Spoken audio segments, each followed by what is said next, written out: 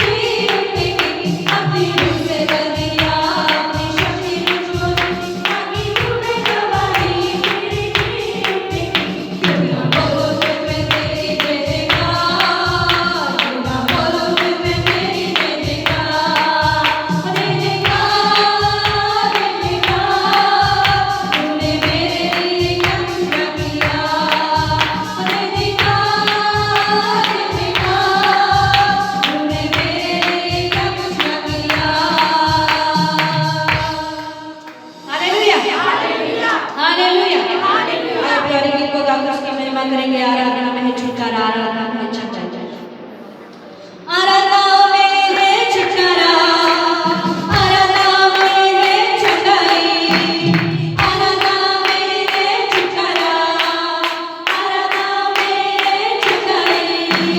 सरकार हमें शमियान देता है, जान से प्यारा प्रभु। सरकार हमें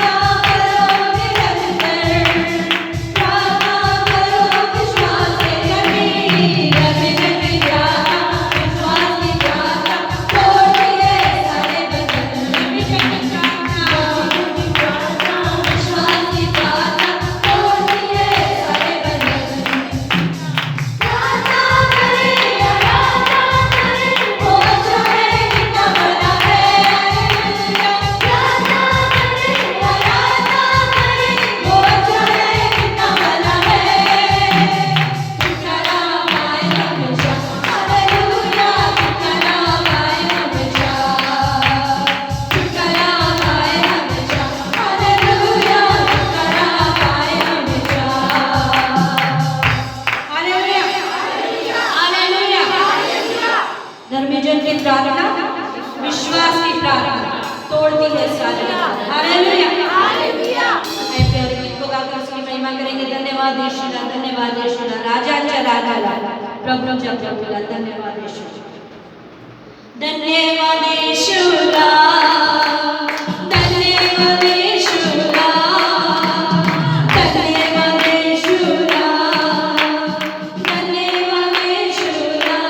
हालेलुया राजांच्या राजाला, प्रभूंच्या प्रभूला धन्यवाद यीशुदा। हालेलुया राजांच्या राजाला, प्रभूंच्या प्रभूला धन्यवाद यीशुदा। महिमा महिमा हो त्या त्याला, महिमा हो त्या त्याला, महिमा हो त्या त्याला, महिमा हो त्या त्याला। हालेलुया राजांच्या राजाला, प्रभूंच्या प्रभूला महिमा हो त्या त्याला। हालेलुया राजांच्या राजाला, प्रभूंच्या प्रभूला महिमा हो त्या त्याला। गौरव हो त्या त्याला, गौरव हो त्या त्याला, गौरव हो त्या त्याला, गौरव हो त्या त्याला। हालेलुया राजांच्या राजाला, प्रभूंच्या प्रभूला गौरव हो त्या त्याला। हालेलुया राजांच्या राजाला, प्रभूंच्या प्रभूला गौरव हो त्या त्याला। स्तुती स्तुती हो त्या त्याला, स्तुती हो त्या त्याला, स्तुती हो त्या त्याला, स्तुती हो त्या त्याला। हालेलुया राजांच्या राजाला, प्रभूंच्या प्रभूला स्तुती हो त्या त्याला। हालेलुया राजांच्या राजाला, प्रभूंच्या प्रभूला स्तुती हो त्या त्याला। धन्यवाद धन्यवाद यीशुदा, धन्यवाद यीशुदा, धन्यवाद यीशुदा, धन्यवाद यीशुदा। हालेलुया राजांच्या राजाला, प्रभूंच्या प्रभूला धन्यवाद यीशुदा। हालेलुया राजांच्या राजाला, प्रभूंच्या प्रभूला धन्यवाद यीशुदा। हालेलुया राजांच्या राजाला, प्रभूंच्या प्रभूला धन्यवाद यीशुदा। हालेलुया राजांच्या राजाला, प्रभूंच्या प्रभूला धन्यवाद यीशुदा।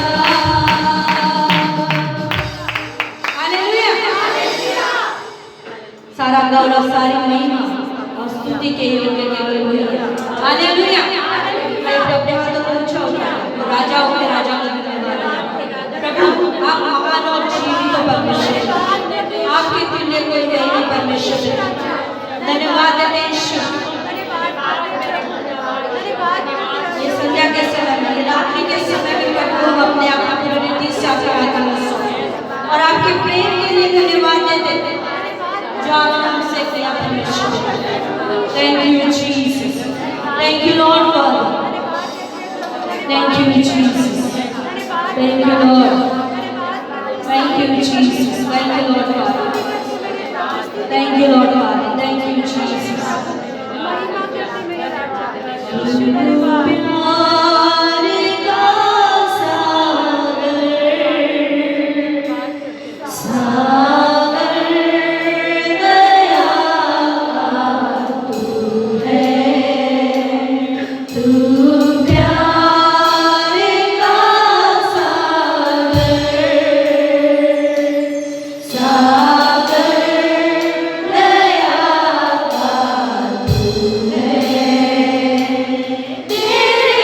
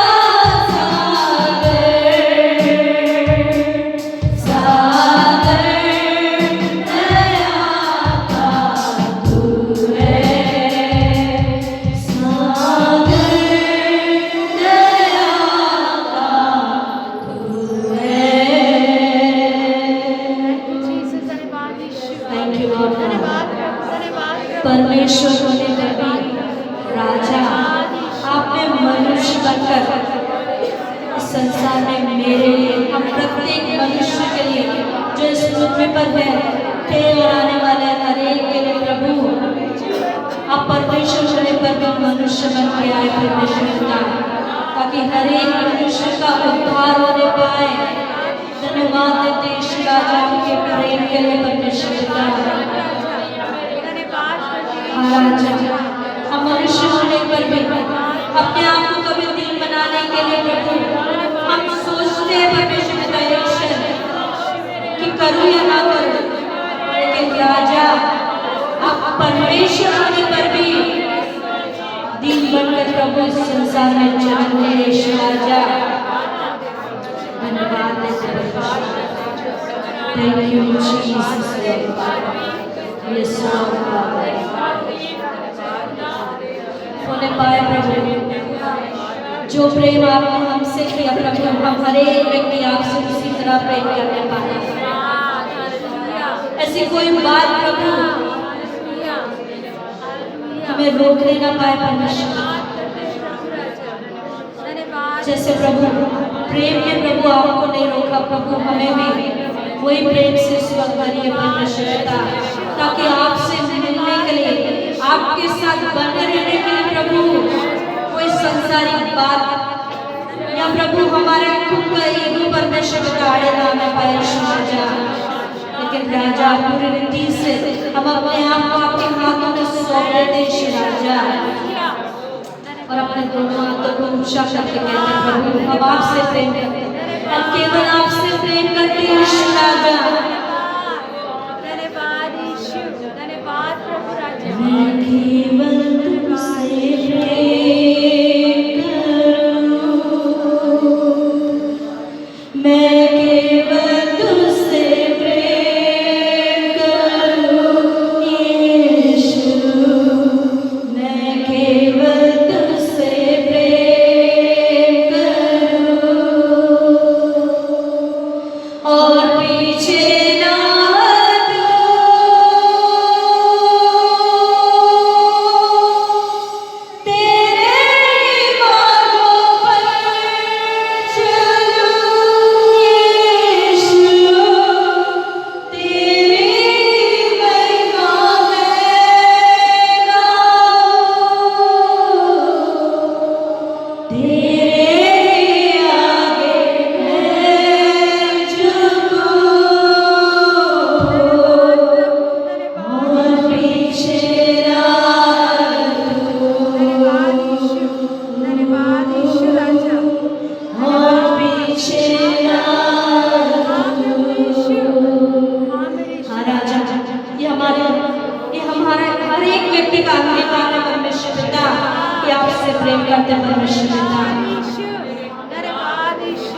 कोई ऐसी बात हमको आपसे प्रेम करने से रोकने ना पाए परमेश्वर, ना ही हमें पीछे फिर से संसार में धकेलने पाए राजा।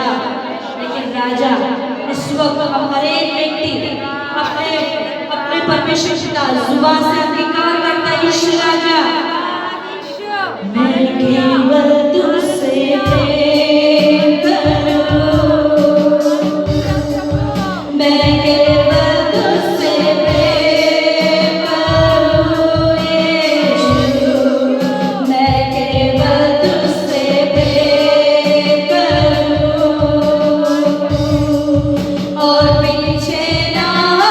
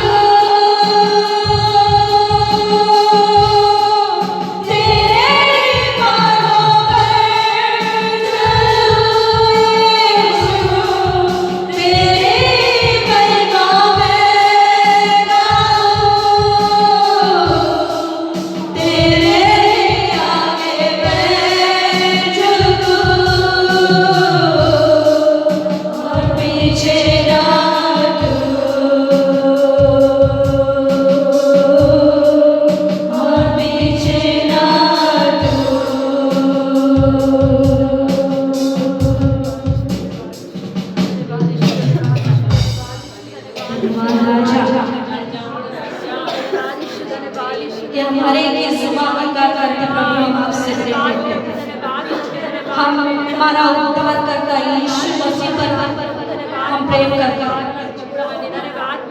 हाँ प्रभु, सारी बातें टल जाएंगी यीशु राजा, लेकिन आपका प्रेम कभी नहीं टलेगा परमेश्वर। और वो प्रेम प्रभु आपने मुझसे किया, ये बात की समझ आपने मुझे दिया प्रभु, इस बात के लिए आपको धन्यवाद देते हैं।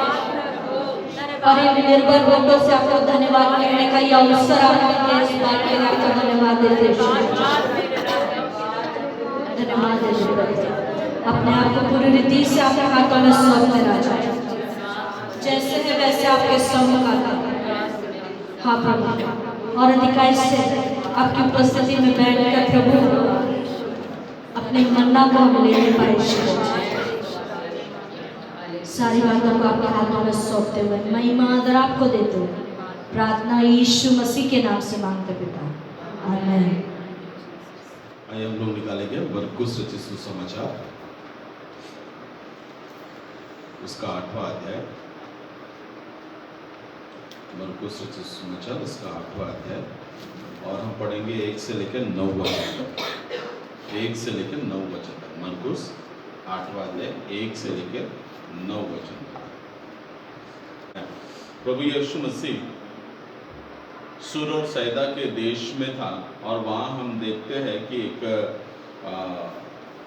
गूंगा व्यक्ति जो हकलाता था यीशु के पास में लाया गया, यीशु ने उसको चंगा किया। अब वहाँ से यीशु आगे बढ़कर गलील की झील के को पार करके, या गलील की झील से चलता हुआ, ही स्कर्टेड द सी ऑफ गलील, मतलब गलील की झील पर, झील के आजू बाजू से चलता वो एक पहाड़ पर चढ़ गया। पहाड़ पे जब यीशु चढ़ गया तो वहाँ पे बहुत सारे लोग यीशु के पास में आए थे। मेरे साथ में निकालो मत्ती रचित सुसमाचार उसका 15वां अध्याय।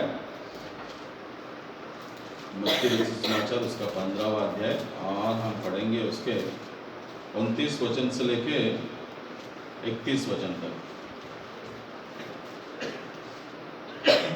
यीशु वहाँ से गलील की झील के पास आया। हाँ, वहाँ से मतलब कहाँ से? सुर और सैदा के देश से, मतलब जहाँ पर उसने एक गूंगे को चंगा किया था, वहाँ से यीशु गलील की झील के पास आया। हाँ, और पहाड़ पर चढ़कर बैठ गया। और गलील की झील को के आगे पहाड़ पर चढ़कर बैठ गया।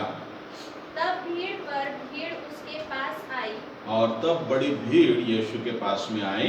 वे अपने साथ लंगड़ों, हाँ, अंधों, हाँ, गूंगों, हाँ, टुंडों और हाँ, अन्य बहुतों को उसके पास लाए, हाँ, और उन्हें उसके पाँवों पर डाल दिया, हाँ, और उसने उन्हें चंगा किया। हाँ, जब लोगों ने देखा कि गूंगे बोलते और टूटे चंगे होते, हाँ, और लंगड़े चलते और अंधे देखते हैं, तो अचंभा करके इस्राएल के परमेश्वर की बढ़ाई की।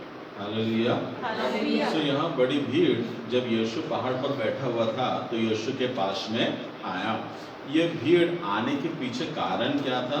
क्योंकि जो भी यीशु के पास में आया, उनके कोई तो भी एक जो रिलेटिव है या जो कोई तो भी पहचान का जो है, यहाँ पर उसके विषय में लिखा हुआ है। वहाँ लंगड़े यीशु के पास में लाए गए, अंधे यीशु के पास में लाए गए, गूंगे यीशु के पास में लाए गए, और क्या है?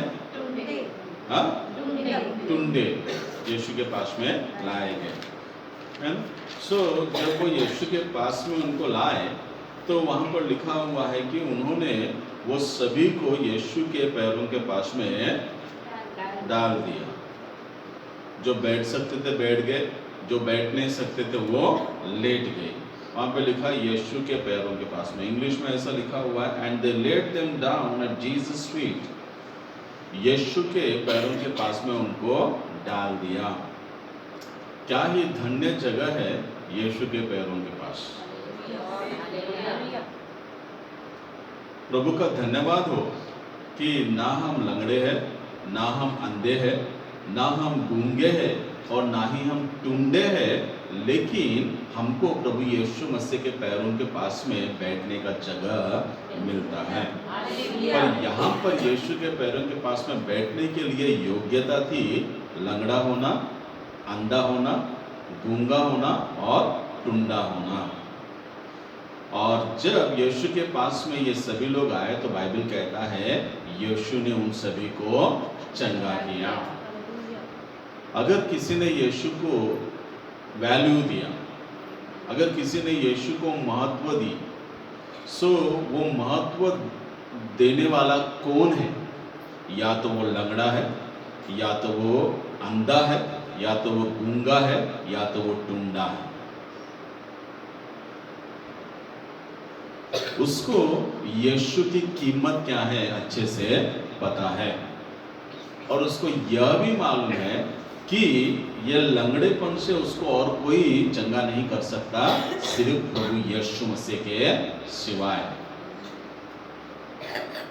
सो परमेश्वर का धन्यवाद हो कि आज हम ना तो लंगड़े हैं, आज हम ना तो अंधे हैं, ना गूंगे हैं और ना ही टुंडे हैं। सो वो कितना महत्व प्रभु को देते थे, और बाइबल बताता है उन्होंने यीशु को उसकी कीमत, यीशु की कीमत को वो जाना, और उन्होंने यीशु को वैसा सम्मान दिया, उन्होंने यीशु का वैसा आदर किया और वैसा ही यीशु के ऊपर विश्वास किया। यह चीज हमको कितना उत्साहित करता है, जो न लंगड़े है, जो न अंधे है, जो न गूंगे है और ना ही टुंडे है, कि हम ऐसे थे, हमको यीशु ने पूर्ण किया। तुम पूर्ण हो, यीशु को तुम आदर दो, यीशु को तुम सम्मान दो, यीशु पर तुम विश्वास करो। सो जिन लोगों ने प्रभु यीशु मसीह पर विश्वास किया वो सभी चंगे हो गए। सो यहाँ पर सेम चीज नीचे अगर 32वें वचन से लेकर आखिरी तक 39 वचन तक पढ़ेंगे तो वही बात लिखा हुआ है जो मरकुस 8वां अध्याय 1 से लेकर 9 वचन में लिखा हुआ था। अभी ये लोग चंगे हो गए। चंगे होने के बाद में बाइबल बताता है कि बड़ी भीड़ जो यीशु के पास में आई थी, यीशु ने ये बात को जाना कि उनके पास में खाने के लिए कुछ भी नहीं है। बड़ी भीड़ है लेकिन उनके पास में खाने के लिए कुछ भी नहीं है। यीशु ने अपने चेलों को पास बुलाकर उनसे कहा, ये जो बड़ी भीड़ है इसके ऊपर मुझे तरस आता है, क्योंकि ये पिछले 3 दिनों से मेरे साथ में है। कितनी बड़ी भीड़ थी? 4000 की भीड़। और यीशु जानता है उसमें से कोई भी व्यक्ति 3 दिनों से वहां से हिला भी नहीं। और यीशु कहता है, पढ़ेंगे हम लोग दूसरे वचन में, 8वां अध्याय का दूसरा वचन, मरकुस 8:2। मुझे इस भीड़ पर तरस आता है, मुझे इस भीड़ पर तरस आता है, क्योंकि यह 3 दिन से, क्योंकि यह 3 दिन से बराबर मेरे साथ है। बराबर मेरे साथ है। क्या बोल रहे हैं वो? 3 दिनों से बराबर मेरे साथ है। और आगे, और उनके पास कुछ भी खाने को नहीं। और उनके पास में कुछ भी खाने को नहीं है। प्रभु यीशु मसीह भी उनको ऑब्जर्व किया, उनको देखा। 1 दिन हो गया, 2 दिन हो गया, 3 दिन हो गया, और ये 3 दिनों से वहां से विदा नहीं हुए, गए नहीं। जो कोई यीशु के पास में उस समय आता था, जब तक यीशु उसको विदा नहीं करता वो जाता नहीं था, वो जाता नहीं था। आज ऐसा बिल्कुल भी नहीं है। वो लोग मसीह है या ये लोग मसीह है। यीशु जब तक उनको विदा नहीं किया, 90 वचन में देखिए, यीशु ने उनको भेजा, विदा किया, तब वो वहां से गए। लेकिन यीशु विदा करने के पहले क्या किया? भोजन वहां पे वो लोग खाए, आप लोगों ने देखा। सो यहाँ हम क्या देखते हैं, क्या समझ में आता है हमको कि प्रभु यीशु मसीह के तरस के योग्य वही है जो यीशु के साथ में रहते हैं। हालेलुया। यीशु ने उनके ऊपर तरस क्यों खाया? क्योंकि वो बराबर 3 दिन से प्रभु यीशु मसीह के साथ में है, 3 दिन से वो है। लेकिन वहां पर खाने के लिए उनके पास में कुछ भी नहीं। मतलब 3 दिनों से वो कैसे है? भूखे हैं। उन्होंने उपवास नहीं रखा, लेकिन खाना नहीं है उनके पास। प्रभु यीशु मसीह के पास में आए हैं और उसमें से बहुत सारे लोग वापस जा सकते थे खाने के लिए, लेकिन उन्होंने खाने के लिए यीशु को छोड़कर वहां से नहीं गए। रिवाइवल कैसे आएगा? रिवाइवल ऐसे ही तो आएगा जब किसी को भूख का भी याद नहीं है। प्रभु की उपस्थिति में बैठना है तो प्रभु की उपस्थिति में बैठना है। ना काम याद आ रहा, ना घर का काम याद आ रहा, ना कॉलेज याद आ रहा, ना स्कूल याद आ रहा, ना ही बिजनेस याद आ रहा, ना नौकरी याद आ रही। वो कहां पर बैठे हुए? प्रभु यीशु मसीह के चरणों के पास में बैठे हुए हैं। क्या यह चीज आज के कलीसिया के विश्वासियों को कुछ नहीं सिखाता क्या? आज की कलीसिया के विश्वासी क्या उन लोगों से बढ़कर है? क्या इन लोग जो यीशु के पास में पिछले 3 दिनों से थे, उनको बिजनेस नहीं था? क्या उनको घर नहीं थे? क्या उनके घरों में काम नहीं था? क्या वो पढ़ने लिखने नहीं जाते थे? क्या उनको नौकरियां नहीं थी? लेकिन वे ये सब चीजों से अधिक महत्व कौन है जान गए। इसीलिए वो सारी चीजों को छोड़कर उसके पास में आए जो ये सब चीजों से अधिक महत्व है, अधिक महत्व है। आपने कब ऐसा समय निकाला और बोला है कि मैं संसार से, अपनी नौकरी से, अपने बिजनेस से, अपने सब कुछ से थोड़ा सा अलग होकर सिर्फ प्रभु यीशु मसीह के पास में बैठना चाहता हूं? ये लोग प्रभु के पास में 3 दिनों से बैठे हुए थे। ऐसा समय देने से बहुत जल्द बेदारी, रिवाइवल जिसको बोलते हैं, आएगा। जो नहीं आ रहे उनको छोड़ दो, पर जो आ रहे हैं उनको बचा कुचा जो परमेश्वर के लिए प्रेम है, जिसके कारण वो आ रहे हैं, अगर वो प्रभु की उपस्थिति में बने रहेंगे तो जो नहीं आ रहे हैं उनमें भी वो आग लग जाएगी, है ना। बोलने की जरूरत नहीं है, बोलने की जरूरत नहीं है। क्या प्रभु यीशु मसीह के पास में आने के लिए लंगड़ा होना जरूरी है? क्या प्रभु यीशु मसीह के पास में आने के लिए अंधा होना जरूरी है? क्या प्रभु यीशु मसीह के पास में आने के लिए गूंगा होना जरूरी है? क्या प्रभु यीशु मसीह के पास आने के लिए टुंडा होना जरूरी है? क्या अगर वो जरूरी है तो मैं ऐसे ही प्रार्थना करूं।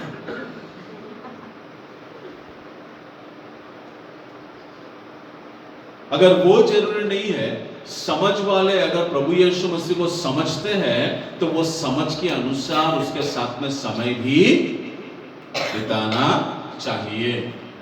प्रभु यीशु मसीह के पास में ये गए, कौन सी जगह है वो? पहाड़, जंगल, वहां पर लिखा हुआ है जंगली स्थान। जंगली स्थान में खाने का कोई सोए नहीं है, उनके पास में खाने के लिए कोई सोए नहीं है, भूखे पेट है, लेकिन प्रभु यीशु मसीह के वचन को सुन रहे हैं। भूखे पेट है लेकिन प्रभु यीशु मसीह के वचन को सुन रहे हैं। सो जो व्यक्ति प्रभु यीशु मसीह के पास में बैठे रहता है वह प्रभु यीशु के तरस को भी प्राप्त करता है। भजन 91 में पढ़ के देखो, पहला वचन में लिखा हुआ, जो परम प्रधान परमेश्वर के ठहराए हुए स्थान में बैठा रहता है वही सर्वशक्तिमान की छाया में ठिकाना पाए। फिर दूसरे वचन से लेके आखिरी वचन तक बहुत सारी बातें हैं। पहले वचन को नहीं चाहते हुए दूसरे वचन से आखिरी वचन तक चाहते हैं कि स्वर्गदूत मेरी रक्षा करे, हाथों हाथ उठा ले, न दिन को मेरे ऊपर कोई हानि पड़े, न रात को मेरे साथ में कुछ घटना घटे, ये सब बातें बोलते हैं। लेकिन पहला वचन के बारे में क्या? कितनी देर वो व्यक्ति परमेश्वर की ठहराए हुए स्थान में, मतलब प्रार्थना के लिए उसकी उपस्थिति में जाकर बैठे रहता है, वो नहीं चाहता। लेकिन प्रभु 24 घंटे, 24 सेकंड प्रभु के साथ में नहीं रहता, लेकिन 24 घंटे मेरे को क्या चाहिए? सुरक्षा चाहिए स्वर्गदूतों का, मेरे को पहरा चाहिए, मेरे को ठोकर नहीं लगना, मेरे को ये नहीं होना, मेरे को वो नहीं होना, मेरे को खांसी जुकाम नहीं चाहिए, मेरे को बुखार नहीं चाहिए। 24 घंटा प्रभु, जैसे कि हमने उसको नौकरी पे रख लिया वॉचमैन का, तू मेरी देख रेख करना, तू मुझे बचाना, और मैं कहां पर रहूंगा? या तो टीवी के सामने या मोबाइल के साथ। कैसे दयनीय दशा में हम लोग जीवन जी रहे है ना, कितनी बेकार परिस्थिति में हम लोग जीवन जी रहे। क्या ही धन्य लोग हैं ये। इलेक्ट्रिसिटी नहीं था, टीवी नहीं था, मोबाइल फोन नहीं था, दवाइयां नहीं थी, यीशु को ढूंढना जरूरी था। ढूंढते हुए घरों को छोड़ दिए। यीशु तो कह रहा है, इसमें से बोलते कुछ लोग बड़े दूर से आए, दे केम फ्रॉम अफार ऑफ, वो दूर से आए हैं, यीशु के पास में बैठे हैं और यीशु की बातों को सुन रहे हैं, यीशु की शिक्षाओं को सुन रहे हैं। और एक गौर करने वाली बात यह है कि यीशु मसीह टीचिंग देने के पहले, सिखाने के पहले जितने लंगड़े थे, जितने अंधे थे, जितने टुंडे थे, जितने गूंगे थे, वो सबको चंगा किया पहले स्टार्टिंग में, है ना। चंगे हो गए लेकिन वहां से गए नहीं।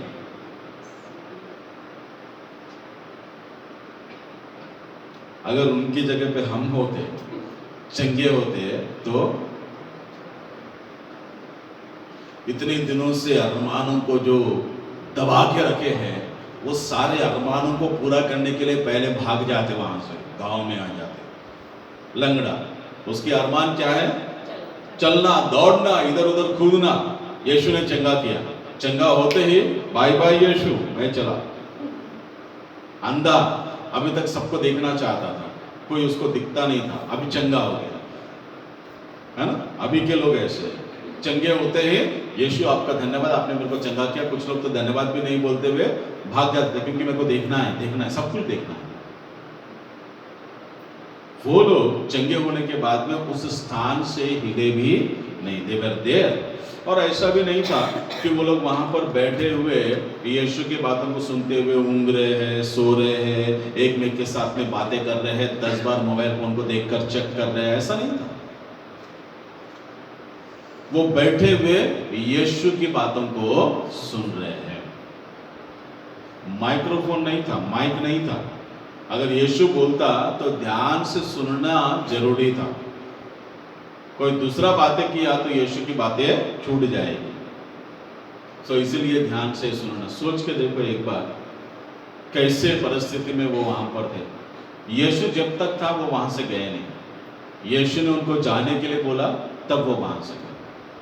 ऐसा ढीठ बनना जरूरी है। यीशु के पास में गए और यीशु बोला अब जाओ, तब जाकर वो वहां से चले गए, नहीं तो तब तक नहीं गए।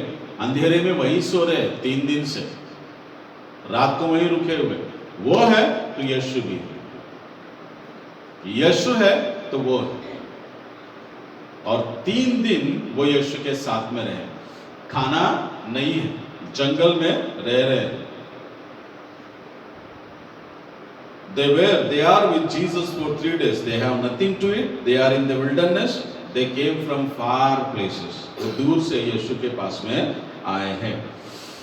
या प्रभु यीशु मसीह उनको अलौकिक सुविधा दे रहा है।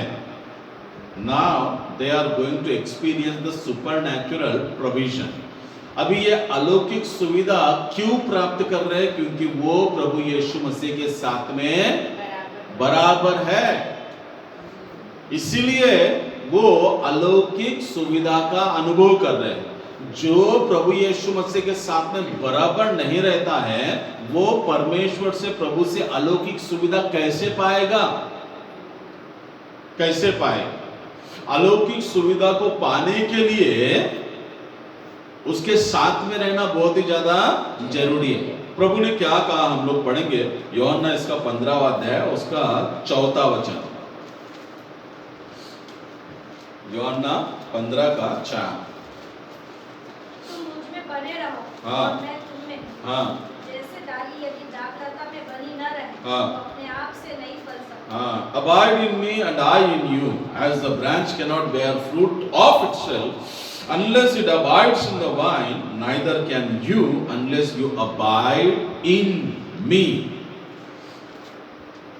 वो बोलता है मुझ में बने रहो, जैसा एक डाली दाखलता में बनी रहती है। मुझ में बने रहो, मुझ में बने रहो।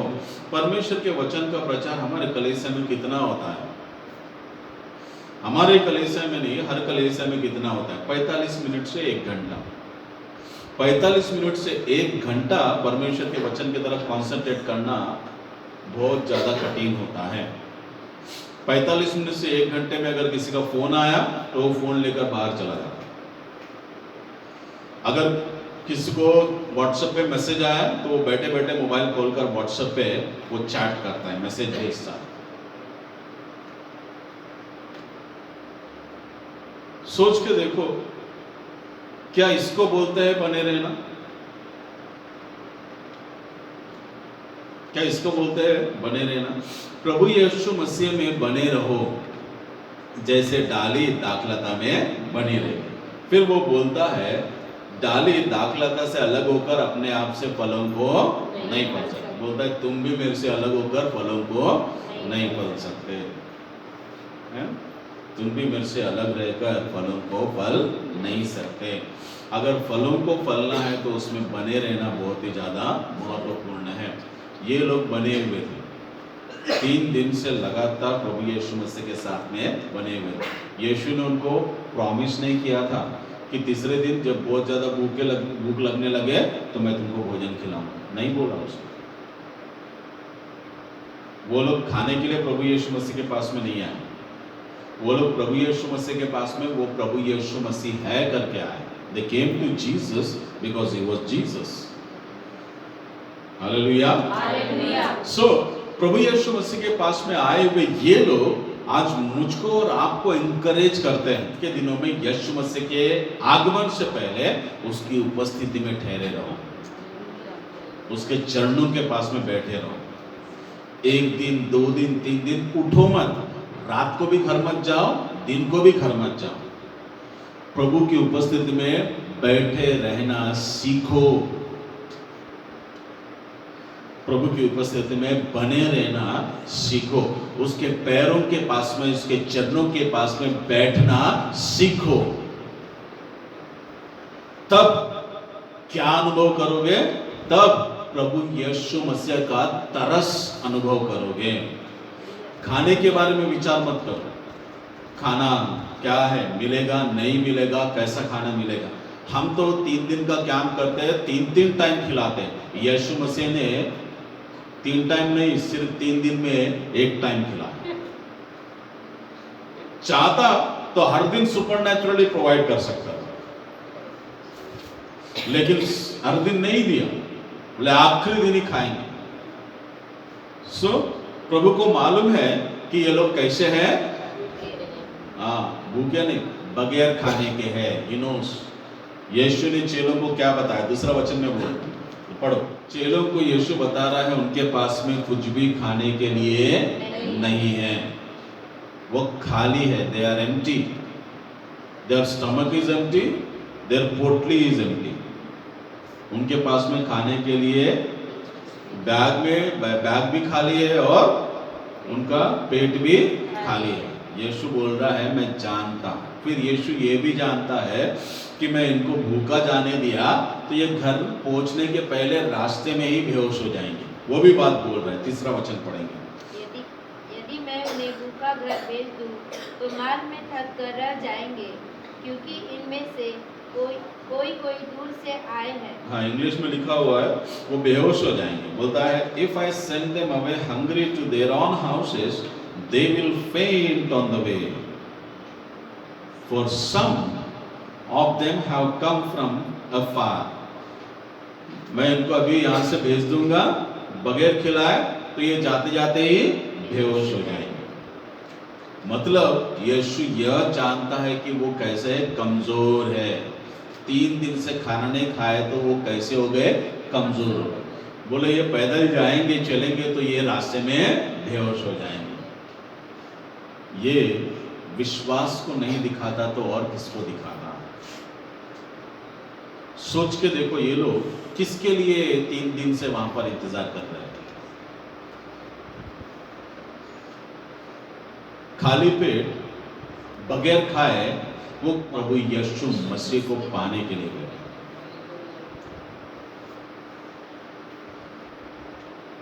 प्रभु यीशु मसीह को पाने के लिए बैठे। इसको बोलते हैं पहले परमेश्वर के राज्य की और उसके धार्मिकता की खोज करना। ये है परमेश्वर के राज्य की और परमेश्वर की धार्मिकता की खोज करना, सारी बातों को बाजू में रखकर ये ऐसा करना, पूरी तरीके से प्रभु के लिए अपने आप को समर्पित कर दिए इन्होंने पूरी तरीके से। इनके पास में अभी कोई दूसरा जॉब नहीं है, इनके पास में अभी कोई दूसरा काम नहीं है, इनके पास में अभी कोई दूसरा प्रायोरिटी नहीं है। पूरी तरीके से इन्होंने अपने आप को प्रभु को सौंप दिया। हम बहुत बार बोलते हैं प्रभु मैं अपने आप को आपको सौंप देता हूँ, सौंप देती हूँ। इसका मतलब क्या है? सौंप देता हूँ, सौंप देते, इसका मतलब क्या है? कैसे पता चलता है कि आपने अपने आप को प्रभु को सौंप दिया है? कैसे पता चलता है? सिर्फ शब्द में बोलना काफी है कि प्रभु मैंने अपने आप को आपको सौंप दिया है, बस।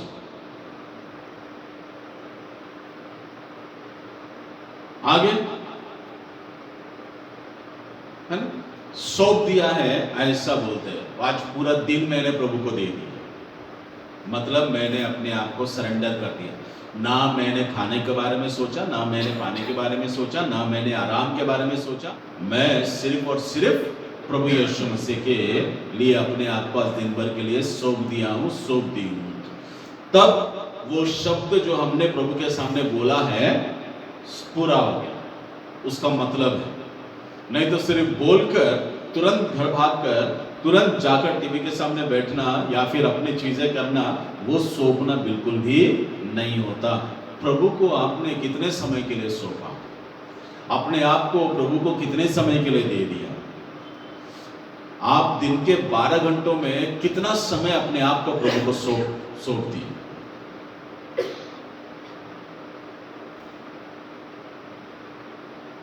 यहां पर ये लोग अपने आप को 3 दिन 3 रात के लिए प्रभु के हाथ में सौंप दिए। यीशु जानता है उनके पास में खाना नहीं है, जानता है वो लोग कमजोर हो गए, जानता है। यीशु आपकी परिस्थिति को अच्छे से जानता है। आपके पास में क्या है जानता है, आपके पास में क्या नहीं है जानता है। उसको सब कुछ मालूम है, वो सब कुछ देखता है।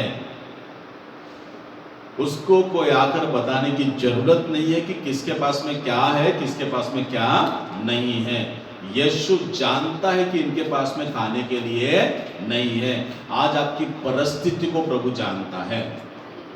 अगर ये परिस्थिति में आप यीशु में बने रहेंगे तो ये परिस्थिति आपके लिए सेलिब्रेशन बन सकता है ना? Wilderness became celebration for them. 3 दिन वो मानो अकाल में थे, 3 दिन उनके पास में कुछ नहीं था, लेकिन आखिरी दिन उन्होंने इतना प्राप्त किया, इतना प्राप्त किया, इतना प्राप्त किया कि आखिरी में जो भी प्राप्त किया उसके बच गए। वहां पे कितना बच गया बता? 7, इंग्लिश में 7 large baskets of left over fragments. 7 बड़े बास्केट्स उतना बच गया। मतलब वो 3 दिन का भूख तो मिटाए, लेकिन 3 दिन के भूख मिटने के बाद भी और भी खाए। और वहां लिखा हुआ है कि वो बच गया। सुपर नेचुरल तरीके से प्राप्त करने के बाद में वो बराबर नहीं होता, परंतु वो जितना होना चाहिए उससे अधिक होता है। जितना होना चाहिए उससे अधिक होता है। एक विधवा एलिशा के पास में आई, बोली एलिशा से कि मेरा पति भी भविष्यवक्ता था पर मर गया और मेरे छोटे छोटे बच्चे हैं। मरने के पहले मेरे पति ने बहुत कर्जा किया। अभी कर्जदार या कर्जे वाले आकर, जिनसे कर्जा लिया, वो लोग आकर मेरे को परेशान कर रहे हैं, बोल रहे हैं मेरे बच्चों को गुलाम बना लेंगे, मदद करो। एलिशा ने बोला घर जाओ और जितना तुम आस पड़ोस के लोगों से खाली बर्तनों को मांग सकती हो मांग लो। और तुम्हारे पास में क्या है? वो बोलती है एक छोटे से कुप्पी में तेल है। बोला वो तेल उन खाली बर्तनों में डालो। वो घर गई, छोटे से कुप्पी में से उसने कुप्पी निकाला या सीसी निकाला और अपने बच्चों को भेजा और वो आस पड़ोस से कुछ खाली बर्तन मांग के लेके आए और वो छोटे से वो सीसी का तेल एक एक बर्तन में डालने लगे। बर्तन चाहे बड़ा हो या छोटा हो, भरते गया भरते गया भरते गया भरते गया और तब तक वो तेल आता गया जब तक कि आखिरी बर्तन नहीं बना। सो वो तेल सारे बर्तनों में भर गया, जितना उसके पास में खाली थे उतने भर गए। भरने के बाद में उसने वो तेल को बेचा और सभी कर्जदारों का कर्जा चुका दिया। फिर वो एलीशा के पास में आई, बोली सब कुछ चुकाने के बाद में अभी और भी कुछ बच गया है, तो इसका क्या करो? एलीशा बोलता ये तेरे लिए है, तू इसका उपयोग कर, तेरे और तेरे बच्चों के लिए ये है, तू इसका उपयोग कर। सुपरनैचुरल प्रोविजन जितना चाहिए उतना नहीं, लेकिन उससे अधिक आता है। क्या सभी सुपरनैचुरल प्रोविजन को पा सकते हैं? क्या सभी लोग अलौकिक सुविधा को पाएंगे? क्या जो प्रभु के पास में जैसा वो चाहता है वैसा ठहरे रहता है, बैठे रहता है। प्रभु जैसा चाहता वैसा ठहरे रहने वाला, वैसा बैठने वाला ही परमेश्वर से सुपरनैचुरल प्रोविजन को पाता है। जैसा आप चाहते हो वैसा बैठने से प्रभु के पास से सुपरनैचुरल प्रोविजन नहीं मिलता। सोच के देखो, अगर बस चलाने वाला तो खाली रोड खाली है, बस चलाते चलाते मैं थोड़ा सा बस में एक बार घूम के आता हूँ, बहुत देर बैठे बैठे पैर दुख रहे हैं करके वो स्टीयरिंग को छोड़ दिया और ऐसे पैदल चलना, क्या होगा? ऐसे घूम थोड़ा गया, फोन पे बात करके आता करके गया, किसी को मैसेज भेजता करके गया। आप वो बस में सबसे पहली सीट पे बैठे हुए, बस 70, 80, 90, 100 की स्पीड पे जा रहा है, क्या करेंगे आप? चिल्लाएंगे या ड्राइवर सीट पर कूद के गाड़ी चलाएंगे? आप क्या करेंगे? हाँ? हाँ? क्या करेंगे? है ना, ड्राइवर का एक झापड़ मारेंगे, बोलेंगे तेरे मोबाइल फोन पे बात करने से ज्यादा, तेरे घूमने से ज्यादा मेरी जिंदगी, मेरा जीवन कीमती है, बस रोक, मैं उतर जाऊंगा या उतर जाऊंगी, जा। बोलेंगे क्यों? अभी अगर आप ही बस ड्राइवर है, आप ही चला रहे हो और आपको कॉल आया 100 की स्पीड पे, जल्दी से उठकर जाकर बात कर रहे हैं, क्या होगा? चर्च में परमेश्वर का वचन सुनते समय फिर आप कैसे उठ के जा सकते हो? प्रार्थना के बीच में से फिर आप कैसे उठ के जा सकते हो? जब वो इंपॉर्टेंट है तो ये महत्वपूर्ण नहीं है क्या? ये प्रभु की उपस्थिति महत्वपूर्ण नहीं है? आराधना करते समय आप कैसे जा सकते हो? अलौकिक सुविधा को वो प्राप्त करता है जो प्रभु यीशु मसीह को जैसा वो चाहता है वैसा समय देता है। सुपरनैचुरल प्रोविजन चाहिए करके कभी कभी कोई हमको फोन करता है, तो यार तुम कैसे पाओगे सुपरनैचुरल सुविधा? सुपरनैचुरल सुविधा को पाने के लिए क्या क्या करना पड़ता है? बस तुम्हारी 5 मिनट की प्रार्थना तुमको सुपरनैचुरल प्रोविजन देगा क्या? सोच के देखो, फिर भी प्रभु कितना अनुग्रहकारी है, दयालु है। जैसा वो चाहता है वैसा प्रार्थना नहीं भी करते तो भी हमें सुरक्षा देता है। जैसा वो चाहता है वैसा हम उसकी उपस्थिति में नहीं भी रहते तो भी हमारे जीवन को वो आशीषित किया। अलौकिक सुविधाओं को इन्होंने इसलिए पाया क्योंकि ये प्रभु की उपस्थिति में बैठे रहे। अलौकिक सुविधा को वो प्राप्त करता है जो अपनी स्वयं की इच्छा से प्रभु की उपस्थिति में बैठे रहता है, प्रभु के लिए बैठे रहता है, लोगों के लिए नहीं। लोगों के देखने के लिए कि हम लोग वहां पर है इसलिए हम जा रहे हैं, वो व्यक्ति कभी भी अलौकिक सुविधा को नहीं पाता। ये लोग परमेश्वर से, प्रभु यीशु मसीह से सुपरनैचुरल प्रोविजन को क्यों पाया? क्योंकि ये प्रभु की उपस्थिति में बैठे रहे। 1 दिन 2 दिन नहीं, 3 दिन। हालेलुया। आपको मेरे को इससे क्या सीख मिलता है? आप अपने जीवन में इसको कैसे लागू करोगे? क्या आपको नहीं लगता जितना प्रभु की उपस्थिति में बैठना चाहिए उतना नहीं बैठ रहे? क्या आपको यह एहसास नहीं होता? क्या आपको ऐसा लगता क्या आप बेदारी में हैं, रिवाइवल में हैं, आप बहुत ज़्यादा प्रभु की उपस्थिति से भरे हुए हैं, आपको ऐसा लगता क्या? क्या करना जरूरी है? उसकी उपस्थिति में बैठना जरूरी है। यहाँ हम देखते हैं कि जब यीशु उनको जाना कि वो भूखे हैं और उनके पास में कुछ भी नहीं है, तब चेलों को बुलाकर उनसे पूछता है कि तुम्हारे पास में कितनी रोटियां है?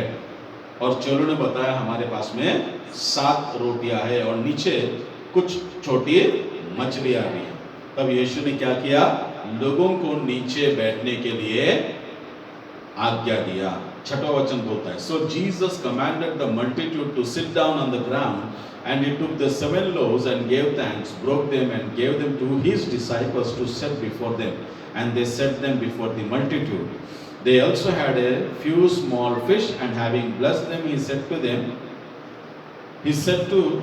said to set them also before them, and they ate and were filled, and they took up 7 large baskets of leftover fragments. So प्रभु यीशु मसीह चेलों को पूछा तुम्हारे पास में कितनी रोटियां है? 7 रोटियां चेलों ने बताया है और कुछ छोटी मछलियां। यीशु ने लोगों को जमीन पर बैठने के लिए बोला। वहां पे लिखा है सिट डाउन, जमीन पर बैठने के लिए बोला। और जब लोग जमीन पर बैठ गए तो उसने धन्यवाद दिया वो रोटी और वो छोटी मछलियों के लिए, और वो चेलों को दिया और बोला ये जाकर लोगों में बांट दो। और वहां पर लिखा हुआ है कि चेले लोगों को बांटे और सब लोग खाने के बाद में 4000 बड़ी टोकरियां बच गई। हालेलुया। सो यहाँ पर बड़े ध्यान से सुनो, 10 मिनट मैं आप लोगों का लूंगा और फिर उसके बाद में खत्म करूंगा। चेलों के पास में 7 रोटियां थी। इसके मतलब को समझते हैं तो इसका मतलब ऐसा है, रोटी सिर्फ खाने वाली रोटी नहीं, लेकिन परमेश्वर का वचन है। मनुष्य केवल रोटी से नहीं परंतु परमेश्वर के मुंह से निकलने वाले हर एक वचन से जीवित रहता है। चेलों के पास में क्या होना चाहिए? चेलों के पास में जैसा यहाँ पे रोटी है वैसा उनके पास में वचन होना चाहिए। इसीलिए मैं बार बार चर्च में वचन वचन वचन वचन के ऊपर महत्व दो। न भविष्यवाणी, न दर्शन, न स्वप्न, न अगुवाई, ये सब है, पर इससे अधिक किसके ऊपर महत्व दो? वचन पे महत्व दो। वचन से परिपूर्ण हो। क्या चाहिए? वचन चाहिए। पवित्र आत्मा वचन में ही चलाता है। सबसे पहले वो क्या करता है?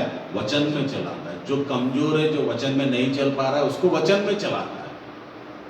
हालेलुया। सो चेलों के पास में क्या है? रोटी था, मतलब वचन था। जो चेलों के पास में था, यीशु ने उसके लिए धन्यवाद दिया और वापस उसको क्या किया? चेलों को दिया और बोला तुम इन लोगों को बांटो। चेलों ने जो रोटी यीशु के पास में मिली थी, चेलों ने अपने वचन को या अपनी रोटी को यीशु को दिया। यीशु ने उसके लिए धन्यवाद दिया और चेलों को दिया, बोला ये लोगों में बांट दो। जो यीशु ने दिया वही चेलों ने बांट दिया। जो परमेश्वर के पास में वचन, परमेश्वर के सेवक के पास में जो वचन है, वो वचन को प्रार्थना में जब वो प्रभु के हाथों में रखता है तो प्रभु यीशु मसीह उसी वचन को जिसकी जो जरूरत है, जैसा जरूरत है, उसके सेवक के द्वारा वो देता है। हालेलुया। जो वचन एक सेवक बोलता है वो वचन उसका नहीं है, वो किसकी ओर से उसको मिला है? प्रभु यीशु मसीह की ओर से उसको मिला है। और चेलों ने जितना यीशु से पाया उतना ही लोगों को बांटा, एक्स्ट्रा नहीं और कुछ छुपाया भी नहीं। 12 चेले थे। पेतरस हाइटेड था, वेटेड था, उसको ज्यादा लगता था, भूख खाना ज्यादा लगता था, तो उसने 4-5 छुपा लिया क्या? नहीं, जितना उसने यीशु से पाया उतना उसने उनको दिया।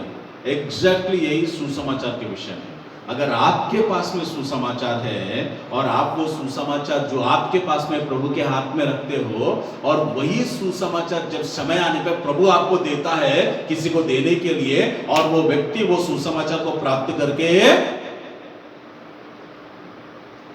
परिवर्तित हो जाता है। Hallelujah, hallelujah. वो व्यक्ति क्या हो जाता है? परिवर्तित हो जाता है। सो यहाँ हम वही बात को देखते हैं, जो चेलों को प्रभु ने दिया, चेलों ने वही चीज उनको बांटा। जो मना किया भूखा रहा। जो परमेश्वर के वचन को सुनता है, उसको स्वीकार करता है, वो प्रभु की ओर से तृप्त होता है। जो मना करता है, जो नहीं सुनता है, वो परमेश्वर के वचन से कभी भी तृप्त नहीं होगा।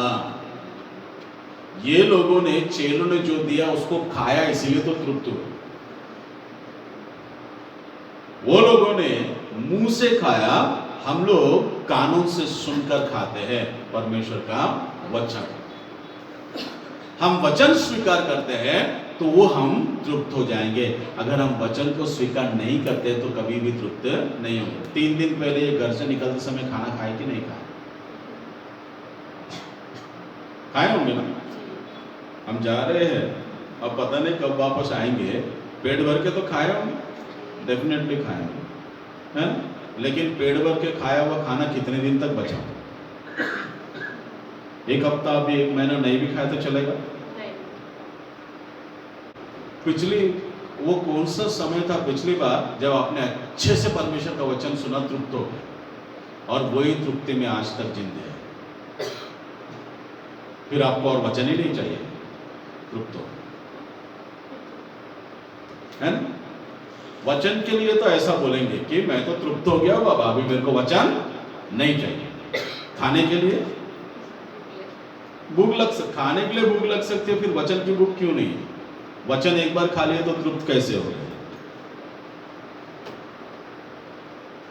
है ना? परमेश्वर के वचन, सेवकों की ओर से आने वाला वचन परमेश्वर के ओर से ही होता है, बाइबल से होता है।